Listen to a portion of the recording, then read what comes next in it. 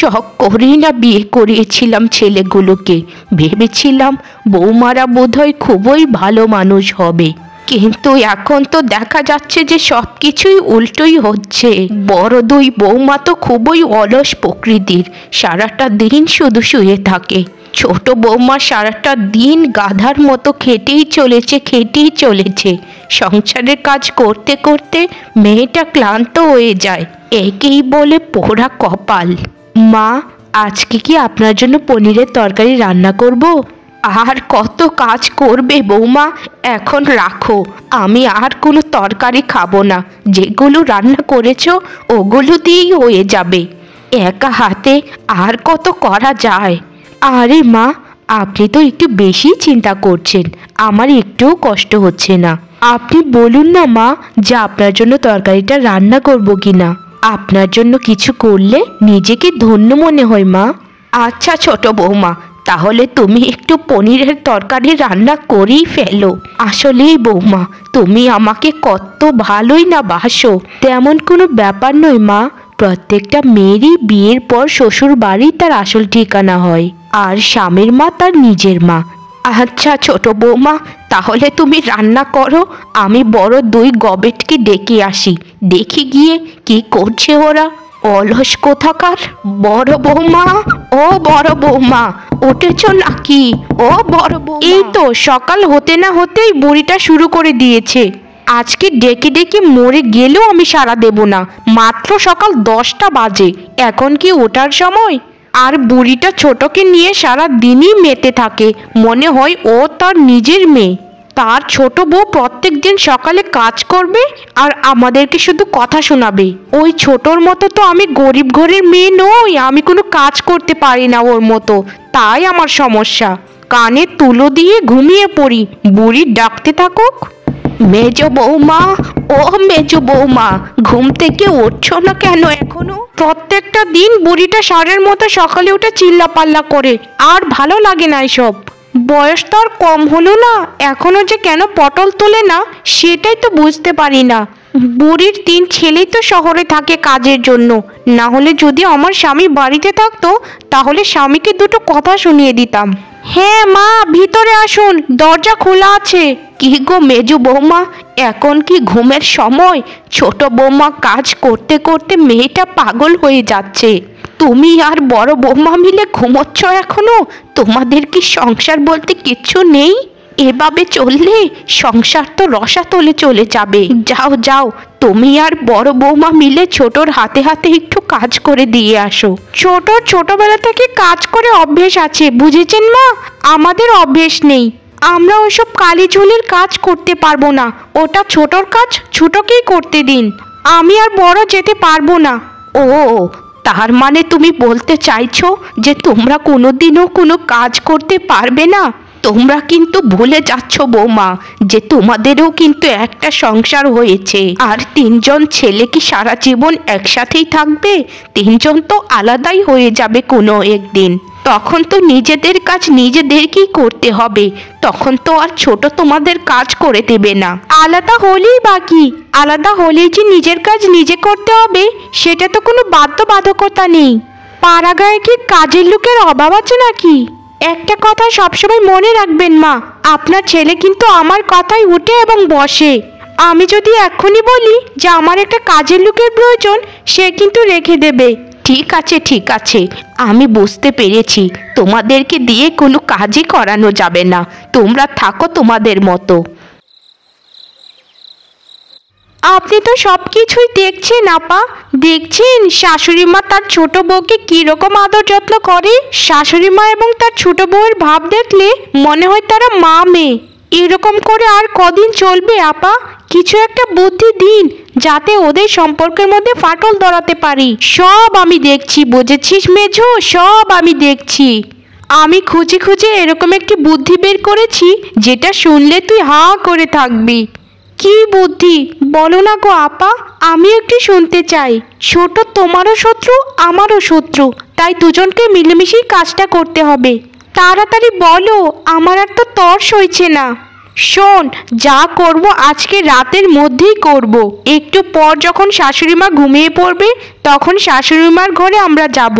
তার ঘরে গিয়ে তার যত জমানো টাকা পয়সা আছে সব কিছুই আমরা চুরি করব। চুরি করার পর সেই টাকাগুলো ছোট বৌমার ঘরে গিয়ে রেখে আসব। যখন প্রমাণ হয়ে যাবে যে টাকাগুলো ছোট বৌমা চুরি করেছে, তখন তাদের মধ্যে দেখবি কত বড় একটা ফাটল ধরে। তাদের দুজনের সুসম্পর্ক দেখবি সাপ আর বেজির মতো হবে। আসলে আপা, তোমার বুদ্ধির কোনো তুলনাই হয় না। কি বুদ্ধি বের করেছো গো। চলুন তাহলে আপা, আর দেরি না করে এখনই গিয়ে কাজটা সেরে ফেলি। শুভ কাজে দেরি করতে নেই, এই কথাটা তো নিশ্চয়ই আপনি জানেন। তাই চল মেঝো, শুভ কাজে আসলেই দেরি করতে নেই।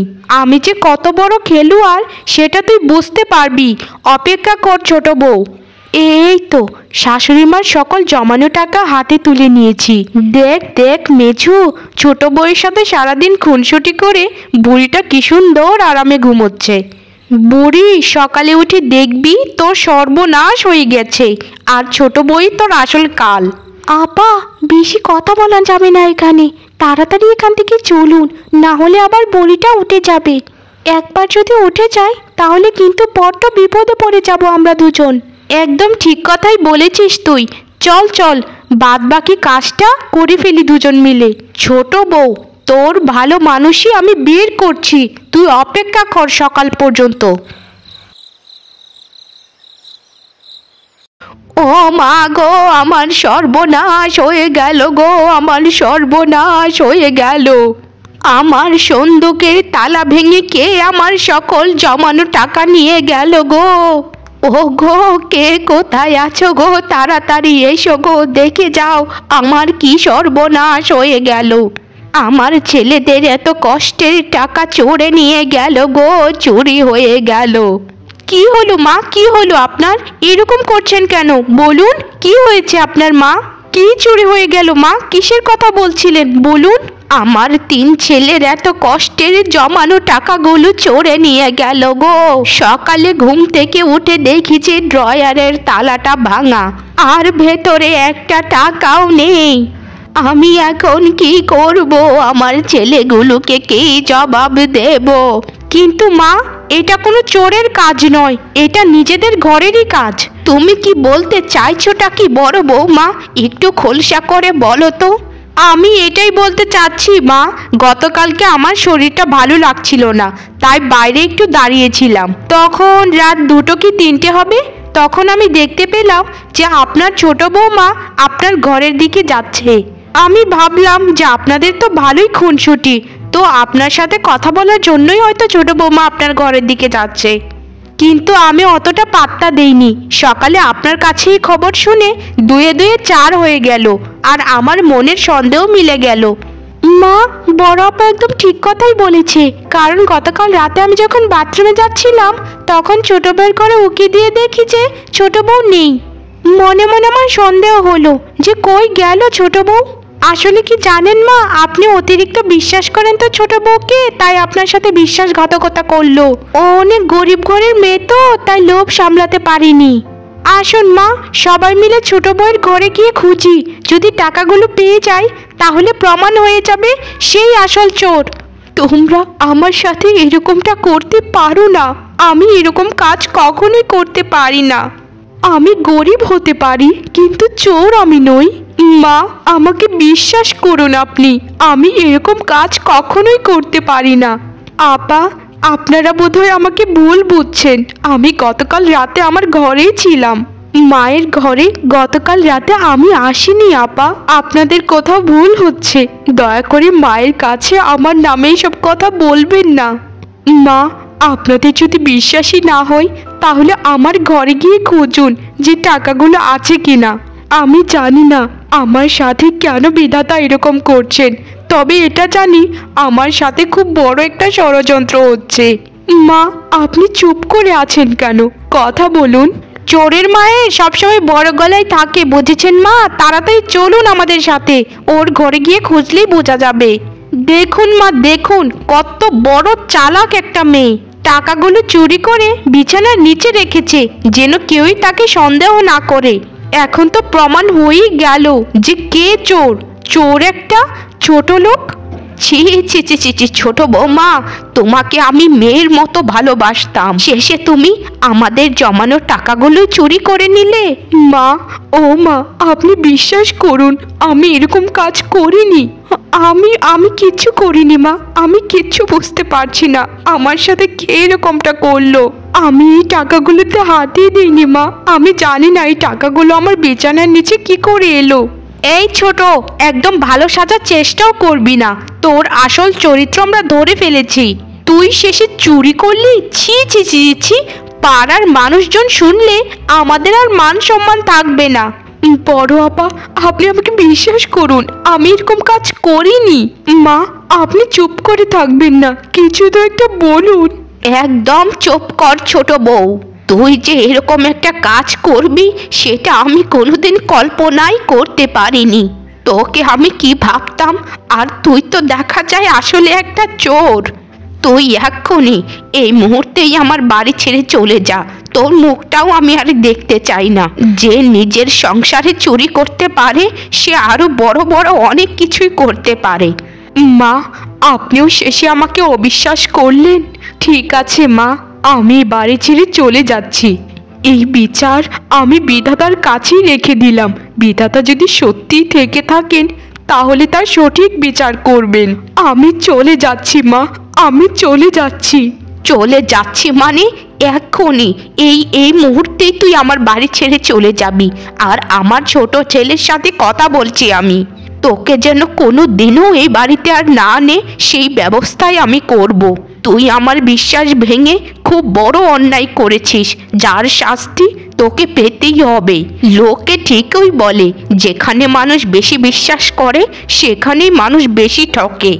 এরপর বুড়ি তার ছোট বউকে অনেক অপমান করে তার বাড়ি থেকে তাড়িয়ে দেয়। মা গো, আমার অত সুন্দর সংসারে কার জানি না নজর লেগেছে। আমার এত সুন্দর সংসারটা ভাঙতে চলেছে মা, ভাঙতে চলেছে।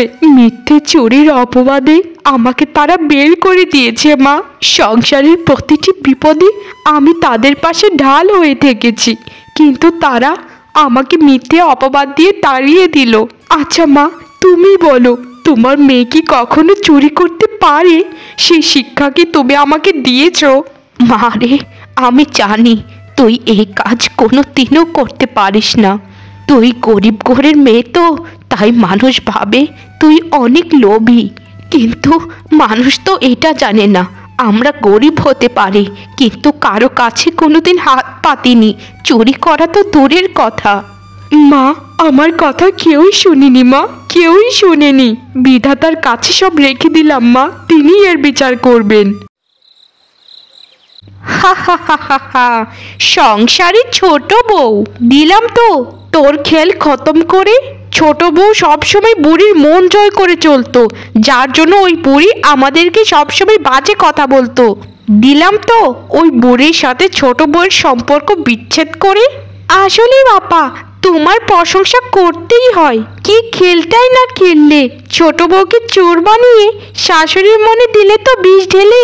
বুড়ি নিজেই তার ছোট বউকে তাড়িয়ে দিয়েছে বাড়ি থেকে। দৃশ্যটা কিন্তু দেখার মতো ছিল, তাই না আপা? আর বলিস না মেঝু, সেই রকম একটা দৃশ্য ছিল। এই দৃশ্যটা দেখার জন্য মাসের পর মাস আমি অপেক্ষা করেছি। আমিও আপা। এখন তো ছোট নেই, এখন এই বাড়িতে রাজত্ব তোমার আর আমার। এখন থেকে দেখবি বুড়ি, কত ধানে কত চাল। ছি ছি ছি ছি ছি ছি ছি, বড় বৌমা মেঝু বৌমা, তোমরা যে এতটা খারাপ আমি কোনোদিন কল্পনাই করিনি। তোমরা শেষে নিজেরাই টাকা চুরি করে ছোট বউয়ের উপর দোষ চাপিয়ে দিলে। মা মা মা মা, আপনি আপনি কোথা থেকে এলেন মা? আপনি কি আমাদের কথা সব শুনে ফেলেছেন? মানে মা, আমরা কিছু করিনি মা, আমরা কিছু করিনি। একদম একদম একটা কথাও তুই বলবি না। পাজির পাজারা, শয়তানের গা ঝাড়া। তোদের জন্য আমার ওই ফুলের মতো নিষ্পাপ ছোট বউকে আমি নিজের হাতে তাড়িয়ে দিয়েছি। আমাদেরকে ক্ষমা করে দিন মা, আমরা আর এরকম ভুল কোনো দিনও করবো না। আমাদেরকে ক্ষমা করে দিন মা, আমরা আর কোনো দিনও এরকম ভুল করবো না। আমরা এখন থেকে ভালো বৌমা হব। আমরা বিশাল বড় ভুল করে ফেলেছি মা, আমাদেরকে ক্ষমা করে দিন মা, আমাদেরকে ক্ষমা করে দিন। একদম মুখটা বন্ধ রাখ মুখ পড়ি। আমি সকালে তোদের ব্যবস্থা করছি। আমি আগে আমার ছোট বৌমাকে এই সংসারে নিয়ে আসি, তারপর আমার ছেলেদেরকে খবর পাঠাবো। নিজেরা তো কোনো কাজই করিস না, সব কিছুই ছোট বৌমা করে, তাও আবার ছোট বৌমা খারাপ। আসলেই তোদের মতো এরকম ছোট মনের মানুষদের জন্যই সমাজে আজ এত অন্যায়, এত অবিচার, এত রেষারেষি। বৌমা, ও বৌমা, আমাকে ক্ষমা করে দাও মা, আমি বিশাল বড় অন্যায় করে ফেলেছি তোমার সাথে। বড় দুই বউয়ের কথায় বিশ্বাস করে আমার ওরকম ফুলের মতো নিষ্পাপ বৌমার উপর চোরের মিথ্যে অপবাদ দিয়েছি। আসলেই আমার মতো অপরাধী এই পৃথিবীতে আর একটিও নেই। তোমাকে অনুরোধ করে বলছি মা, আমাকে ক্ষমা করে দাও, আমাকে ক্ষমা করে দাও তুমি। না না না না মা, এইরকম ভাবে বলবেন না, আপনি আমার মায়ের সমতুল্য।